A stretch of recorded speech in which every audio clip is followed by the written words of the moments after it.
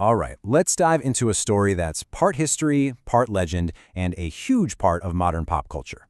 We're talking about the incredible tale of Yasuke, the African man who found himself right in the inner circle of one of Japan's greatest warlords. And this is the question that's got everyone talking, right? It sparks so much fascination in some really intense debates all over the world. An African man in 16th century Japan. Was he just a bodyguard, a curiosity, or did he actually earn the title of samurai? So to really get to the bottom of this, we first have to picture the world Yasuke walked into. This wasn't a peaceful place. This was a Japan forged in fire, ambition, and constant warfare. See, Yasuke didn't just show up in Japan, he landed smack in the middle of the Sengoku period, the age of warring states. We're talking about a century of nonstop civil war where powerful warlords, the daimyos, were in a brutal, all-out brawl for control of the country. It was total chaos. And right into this whirlwind steps Yasuke. He comes over with a Jesuit mission, and his appearance was, well, it was a sensation. So completely unheard of that when he got to the capital in 1581, the crowds trying to get a look at him were massive. Some accounts even say people were literally crushed to death in the chaos. You know, when something that wild happens, word travels fast, and it reached the most powerful man in Japan, the Great Unifier, Oda Nobunaga. He immediately demanded a meeting. He was so stunned, the stories say, that at first he thought the man's skin was just painted with ink and actually made him scrub down to prove it was real. But here's where it gets really interesting. Nobunaga wasn't just curious. He was genuinely impressed. And what he did next would raise this foreigner to a status nobody could have imagined. Nobunaga didn't just give him a pat on the back. He took Yasuke into his personal service, and look at the honors he bestowed. A Japanese name, Yasuke, a salary, a house of his own, a sword, and maybe most importantly, he made him his personal weapon bearer, a position of incredible trust that put him right by Nobunaga's side. And you have to imagine the sheer physical presence of this guy. Records from the time put his height at about 6'2". In 16th century Japan, where the average man was much shorter, he would have seemed like an absolute giant, towering over everyone.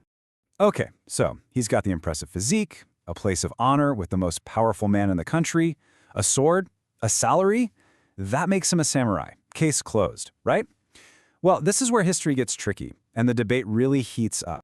First thing you have to know is that the word samurai itself was kind of evolving at the time. The chaos of the civil wars was breaking down all the old rules.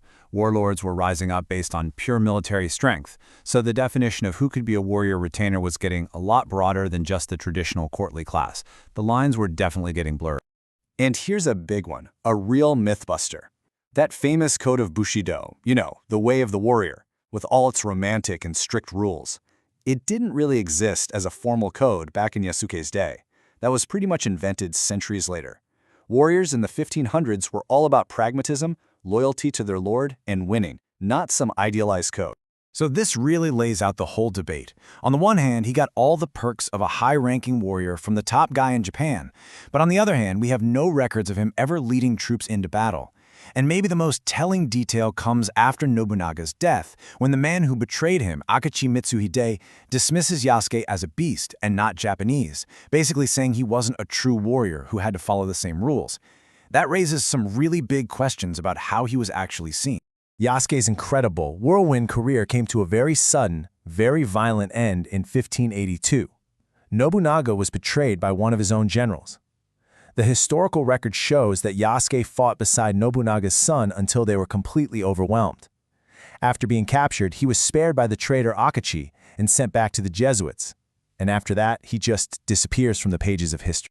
For almost 400 years, that's where the story ended. Yasuke was basically a historical footnote. But in our modern era, those few scattered facts have exploded into a worldwide phenomenon. I mean, just look at this. From children's books back in the 70s to the legendary Afro Samurai and a whole Netflix series named after him.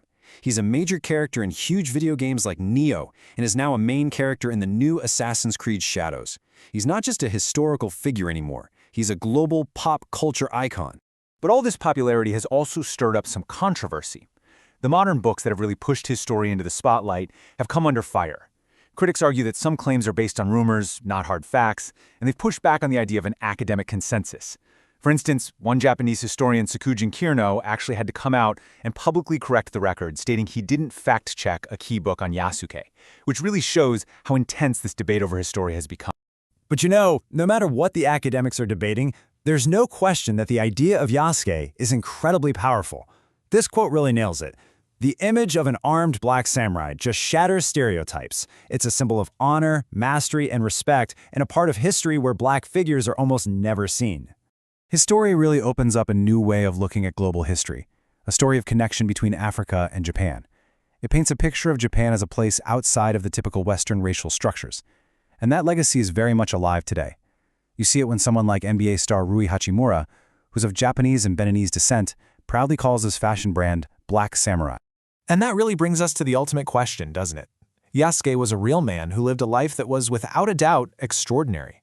But as his legend grows, as it becomes so much bigger than the few facts we actually have, it forces us all to ask, what do we really want from the past? The complicated, messy truth, or the powerful, inspiring heroes we build from?